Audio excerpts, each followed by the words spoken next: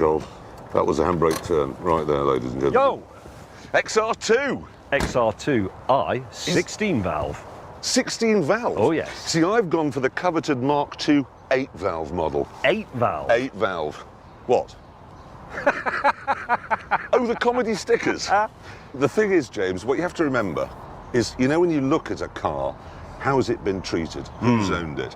I looked at these stickers, the non-standard alloy wheels, and I suspect this has been slammed. It does look like it's been slammed. It's been lowered. So you add all those things together, and I've deduced it was probably owned by a parish priest. June Whitfield, probably. Well, it's funny you should say that, because I employ a similar tactic when I'm buying a car. So I looked at things like, it has very high specification aftermarket brake pads. Has it? Which means it was somebody who was interested in safety, not speed. Yes. And also, they've done things like left the jacking point exposed, Yep. so you spend less time exposed to danger if you have to change a wheel on the hard shoulder. Exactly. 800 quid. 750 quid. You see, we've been clever. We have been wise. Sadly, our discussion was curtailed because Hammond then arrived. And he hadn't been wise at all. Is that... No. Nova SRI. No. This is Oh, fun, isn't it? I'm no. loving my day so far. Let me talk you through it. 1.4 litre multi-point fuel injection, 82 brake horsepower. This is light and nippy and quick. This was the clever choice in its day. Was it? Yeah, it was. It was a clever, it was Hammond- alternative. I mean, I love what you've got. I see GTI, XR. Hammond. Yeah. This has spent more time on its roof than it has on its wheels. Well- All Novas are driven by yobbos who turn them over. I must admit, because it's not just this door that doesn't match, that one was white. I don't think there's a ditch in Essex that this hasn't visited, but it's still working. These are very desirable. Are they? How much was it? 700 quid. Not that anyone ever actually had to buy a Vauxhall Nova. It was much easier to steal one. But nobody's to watch this if you're a car thief. Don't watch this. You have the keys. I have the keys. What I'm going to do is remove the hazard warning light switch, okay? Yep. I'm now going to pop it back in again, upside down, and lo and behold, the ignition comes on. So now it's just a question of... Bump start. Go. and there we are. And I've got the key. As I was finishing my demonstration, I received a message. I've got a text. Oh, it's from the producers. Hey? No, it's the first of the challenges, look. What happened to the gold envelope? He was a teenager. That would mean using a pen. Oh, he wouldn't have seen one of those. No, he would wouldn't. Anyway, it's... I don't know what it says. Because you need your glasses. Oh dear. Mould. It says the main reason for buying a hot hatchback is speed. You will therefore do a performance test at the Chelsea Walls Hill climb in your Crocs of ship. Ship. Ship. I think there's been some autocorrection. Autocorrect, yes. Right. Soldier on. Oh, bloody hell.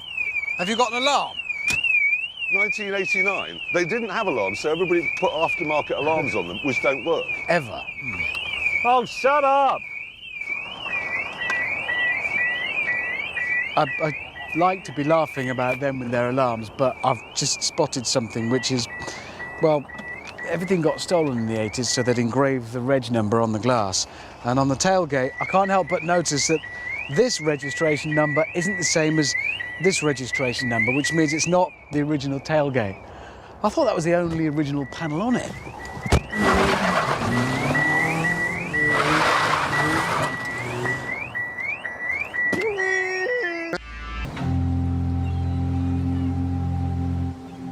We chose for our meeting point a quaint fishing port near Inverness. And I was the first to arrive in an Alfa Romeo GTV6. Now, you would imagine that when one of these comes onto the market, classic car enthusiasts are running around like they're in a zombie movie and it's Black Friday. But no, I bought this from an 83-year-old man who'd had it since new and was only selling it because his 84-year-old wife found it so difficult to get in and out of, you know. It's only done 26,000 miles, and yet it cost £10,000. And £10,000, that's a round of drinks in the world where this sort of thing belongs. Oh, hello. James May in a Lancia Gamma Coupe. It's one of the prettiest cars ever made, but don't tell him I said that. Morning, May. How much? £13,500. Also, £3,500 more than I paid for this vastly superior Alfa Romeo. Well, £13,500 is a bargain for a car that is coach-built and extremely rare and beautiful. But it isn't exotic like this is. What do you mean it's not exotic? OK, may I just talk you through some of this car's features, yes? Transaxle, gearbox at the back, twin plate clutch, discs all round, Wow. unusual at the time. One of the best engines ever made, 2.5-litre V6. Those aren't my words, by the way. They are the words of James May in Car Magazine. Yes, I did You say love that. this engine. I do. And this has won the European Touring Car Championship 4 years on the trot. It won the British Touring Car Championship. This has got race breeding as well. What, the Gamma? It's a Lancia. They're the most successful rallying team in history. Not my words, the words of Jeremy Clarkson. And that is a better looking car. What is this? Yes. It is superb. It's not superb. I tell you what's not superb. Richard Hammond arriving in a Fiat X19. How much? £2,250. Somebody saw you coming, Hammond. What? For a baby Ferrari? 2,200. Did you just call it a baby Ferrari? He did. Because it is mid-engined Italian. It's exactly what it is. Well, listen to that sound. I know.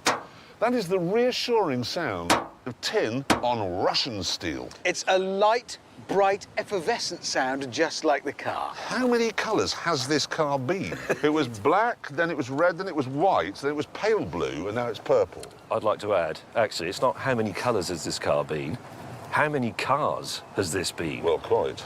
It's now going brown. Brown, yeah. All right, then, I'm not going to turn around and try and work out which Alfa you've bought. Ta-da! The best Oh, Alfa. it's a GTV6. Exactly. Yep.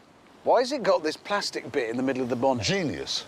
The engine in this car had a small issue. It used to backfire, well, front fire actually, and blow the top off the engine, yeah? So that would damage the bonnet, so they put this plastic panel which was easier to replace. Why didn't they stop it backfiring? Oh, don't be ridiculous. They were busy. Lazy. Can I just ask, what's that broom handle thing for? Well, then, this is another characteristic of the GT V6, is that when you park up, you need to keep the clutch pedal depressed, using a broom handle like that. Right.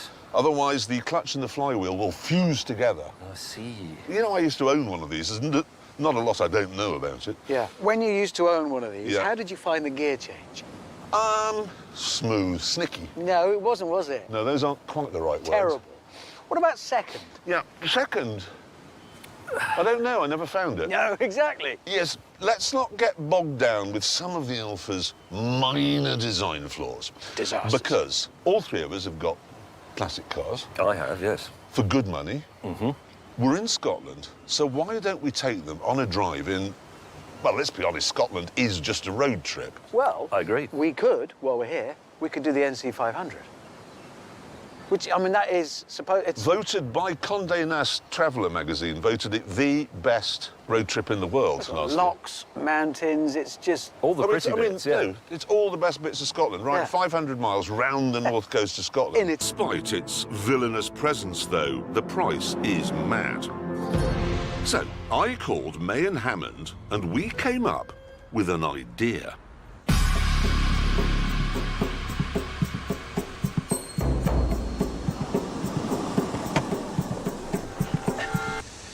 If you are a Chinese businessman or businesswoman and you want a car that reflects your status, you don't need to spend £880,000. You can simply pop over to Europe and buy a Mercedes S-Class like this one.